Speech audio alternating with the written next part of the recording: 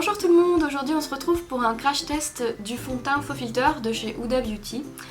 C'est un fond de teint qui est sorti il y a un petit moment, mais j'ai pas eu l'occasion de le tester et là j'ai eu un échantillon chez Sephora, donc je me suis dit c'est l'occasion de le tester. Il nous promet un effet faux filtre, donc les rougeurs estompées, une peau très lissée, enfin voilà un effet Photoshop quoi. Il est très couvrant, d'après sa description il est hydratant, il s'estompe facilement. Il a un effet seconde peau mat et lumineux. Sauf que la conseillère Sephora qui m'a conseillé m'a dit il sèche très vite, donc il est très difficile à travailler et il faut le travailler si possible avec une éponge type Beauty Blender. Et visiblement il y avait dans ce Sephora là de mauvais retours sur le fond de teint. Voilà, j'ai mis mon bandeau et on s'est un peu rapproché. Désolée, j'ai eu un petit problème de faux raccord.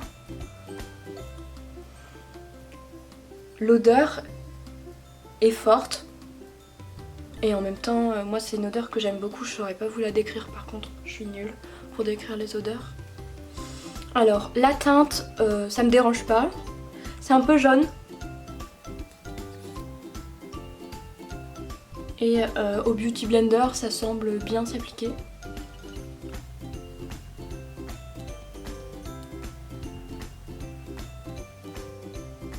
J'en remets un peu sur le nez, sur le menton, sur mes joues tant qu'à faire. On n'oublie pas le cou, du moins un minimum.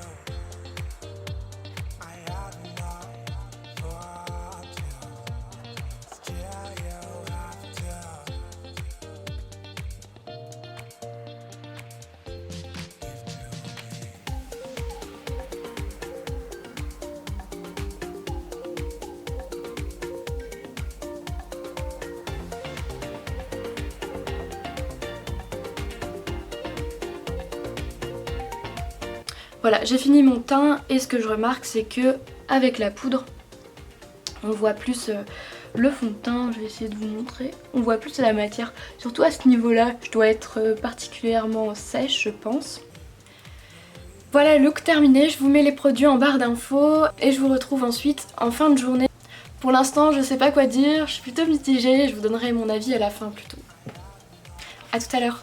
Alors je m'apprête à partir à l'école et en fait j'ai constaté que mon fond de teint s'en va un peu dans les plis, dans le pli de mon menton, je sais pas si vous allez voir, dans l'arête du nez, même là, dans mes petites ridules là, et dans ma cicatrice. J'ai beau l'avoir poudré à mort avec la poudre RCMA, j'ai quand même l'impression qu'il se déplace dans les ridules, mais ça le fait avec tous les fonds de teint, c'est normal. Ma peau est plutôt normale, mixte, mais là je constate quand même que il bouge quoi. À part ça j'ai rien d'autre à dire, la teinte ne bouge pas, elle ne s'oxyde pas, il fait vraiment le fini mat lumineux comme il disait, donc voilà, pour l'instant ça me convient. Je vous dis à tout à l'heure, après la patinoire, et puis après une journée, une demi-journée plutôt, à bouger, à vivre quoi. Donc à tout à l'heure. Alors je vous fais un retour. J'ai pas été à la patinoire finalement, tout simplement parce que je me suis trompée dans les dates et elle est fermée. Mais j'ai quand même dormi avec le fond de teint. Là je me réveille doucement. Je constate que bon, là à cause du fait que j'ai dormi, c'est un peu parti. En même temps, j'ai quand même dormi avec. Mais sinon à part ça, il est intact. C'est quand même incroyable. Intact à part aux petits endroits, aux petites commissures comme je parlais tout à l'heure. Alors, qu'est-ce que j'en pense de ce fond de teint? Ça m'a l'air d'être un bon fond de teint couvrant. Il faut savoir le travailler, certes. Moi, j'ai pas eu trop de soucis avec le Beauty Blender. Connaissant ses points faibles, j'ai travaillé directement avec le Beauty Blender et assez vite. Donc j'ai pas eu de soucis sur l'application. Après, franchement, il n'y a pas vraiment de points négatifs, à part l'odeur qui peut gêner certaines personnes et le fait qu'il parte dans les petites ridules. Mais ça, j'ai envie de dire, une peau, sa vie, c'est inévitable. Donc voilà. Plutôt contente. Si je devrais lui mettre une note sur 10, je donnerais 8 sur 10. Juste pour le fait qu'il n'y ait pas assez de teinte, j'enlèverais 2 points. Parce que on est en 2020 maintenant, on est censé bien représenter les couleurs de peau, etc. Après, je sais que c'est un coût de représenter les couleurs de peau, mais c'est quand même dommage qu'on puisse pas avoir de teintes très claires et de teintes très foncées.